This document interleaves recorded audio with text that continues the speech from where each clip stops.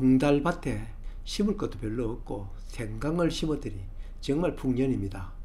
지금까지는 생강 반찬으로 이용하였지만 올해는 생강이 많으니 이것저것 만들어 겨우내 먹으려고 합니다.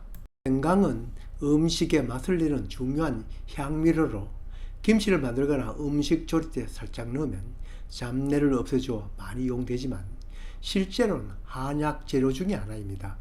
몸을 따뜻하게 하면서 면역력을 높여주고 특히 겨울철 감기 예방이나 치료로 많이 쓰이고 있습니다. 목이 따끔하면 누구나 생강차 끓여 먹어본 경험은 있을 것입니다. 그렇게도 이용하지만 생강이 많으면 생강편을 만들어 보관하였다가 매일 일정량을 먹으면 건강에도 좋습니다. 특히 우리 같은 늙은이는 겨울철 체온 보존에도 좋습니다. 바닥 농부, 사실 농사 공부도 아직 궁금하고 모르는 것이 많은데 이 조리법은 문외한입니다. 또 이 편생강도 이번에 처음 만들어 봅니다. 그래도 아는 체 하는 것은 우리가 공부를 배울 때도 그 분야의 박사에게 배울 때보다도 같은 또래 중 자신보다 조금 더 아는 친구에게 배우면 더 쉽게 배울 때도 많습니다. 학교에서도 옛날부터 또래 집단을 조직하여 서로 같이 공부하는 것이 선생님에게 직접 배우는 것보다 효과가 더 좋을 때가 많았습니다. 한 가지는 손바닥 농장 채널은 무엇이든 간에 그냥 하는 것보다는 거기에 따른 원리나 현상을 따지니 그냥 전문 요리사가 설명하는 것보다 더 알기 쉬울 수도 있기 때문입니다. 단순히 이래 하라 저래 하라 하는 것보다는 일어나는 현상에 대한 원리를 생각하면 다음에 내 맘대로 또 내 마음에 드는 것을 마음대로 만들 수 있는 이점이 있습니다. 바로 하나를 배우면 열을 안다는 것이죠. 정말 그러한지 본 영상을 다 보고 다른 전문 요리사가 안내하는 유튜브 영상과 비교해 보시기 바랍니다. 껍질을 벗기고 다듬은 생강은 일단 편으로 썰어야겠죠. 어떤 분은 아주 얇게 썰기 위해 채칼을 이용하기도 하지만 우리는 좀 두께가 있어야 씹는 맛이 있을 것 같아 칼로 썰었습니다. 써는 요령은 떡국 썰 때와 크게 다르지 않죠. 길쭉길쭉하게 썰고 마지막 남은 꼬투리는 따로 그릇에 담아서 이건 냉동실에 보관해 두었다가 반찬 만들기에 사용하면 됩니다. 썬 생강은 물에 씻습니다. 먼지나 때가 있어서가 아니라 생강의 매운맛이 너무 강하기 때문입니다. 처음 씻어보면 물이 뿌였습니다. 몇 번 씻으면 맑은 물이 나옵니다. 이걸 건져 바로 생강편을 만들어도 되지만 그래도 아직 생강 매운맛이 강합니다. 물론 이 생강 특유의 강한 맛을 즐기는 경우라면 바로 편생강 만들기에 돌입해도 됩니다.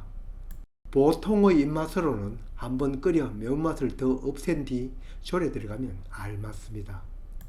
물을 많이 붓고 생강을 한번 끓여 매운맛을 울겨냅니다. 쉽게 말해 생강을 삶습니다.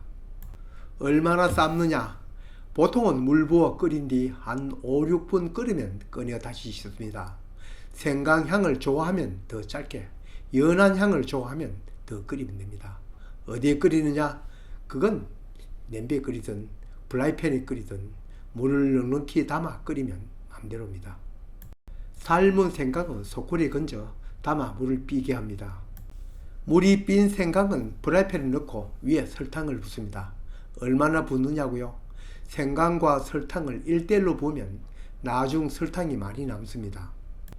이 남은 설탕을 채로 걸러 따로 모아서 조미료로 써도 되지만 가급적 설탕을 적게 넣을수록 남는 설탕도 적고 당도도 낮습니다. 우리는 생강 2에 설탕 1의 비율로 넣으니 나중 남는 설탕은 없고 맛은 달더군요. 어느 조리법과 같이 처음은 당연히 센 불이죠.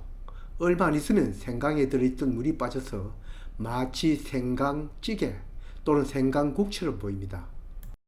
배추를 소금물에 절인 것과 같은 삼투압 현상이죠. 이때는 물이 많으니 자주 젓지 않아도 됩니다.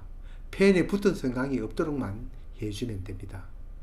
이렇게 한 20분 지나면 센 불로 인해 물기가 증발하고 프라이팬 바깥쪽부터 설탕이 하얗게 드러납니다.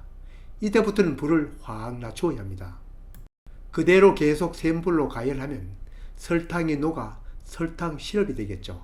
오징어 게임에 나오는 아니 우리가 어릴 때 만들어 먹던 달고나가 되는 거죠. 한꺼번에 많은 양을 넣어 만들어도 수분 증발보다는 열에 의한 설탕 달고나가 일어나죠. 어떻게 다른지 결과부터 먼저 살펴볼까요? 맨 왼쪽은 설탕이 시럽으로 변하지 않고 그대로 남아된 편생강입니다. 색깔이 희고 밝죠. 그 다음 것은 이보다는 색깔이 더 누렇고 만져보면 약간 더 딱딱합니다. 설탕이 시럽으로 변한 것이 있어서입니다. 맨 오른쪽은 설탕이 전부 열에 녹아 시럽화된 것이죠. 달고나와 색깔이 같습니다. 당연히 편생강은 더 단단합니다. 그렇다고 먹지 못하는 건 아닙니다. 야무러져서 씻기 어려운 것도 아닙니다. 여하튼 이렇게 차이가 납니다. 내가 원하는 쪽으로 만들면 됩니다. 다만 보통은 희게 만듭니다. 그러나 이것도 사람마다 선호가 다를 겁니다. 불을 아주 약하게 또는 끄고 이렇게 열심히 저으면 수분은 날아가고 생강 안에도 설탕이 스며들고 생강 바깥에도 하얀 설탕이 붙여집니다. 프라이팬 바닥뿐만 아니라 생강에도 하얀 설탕이 보이면 이제 널쩍한 용기에 부어 펴두면 나머지 수분이 빠진 마른 편생강이 됩니다. 생강이 설탕일로 하니 남는 설탕가루가 별로 없습니다. 어떤 분은 이 프라이팬에 붙은 생강향 나는 설탕가루를 물을 부어 우려내어 조미료로 쓴다는데 우린 바로 씻어버렸습니다.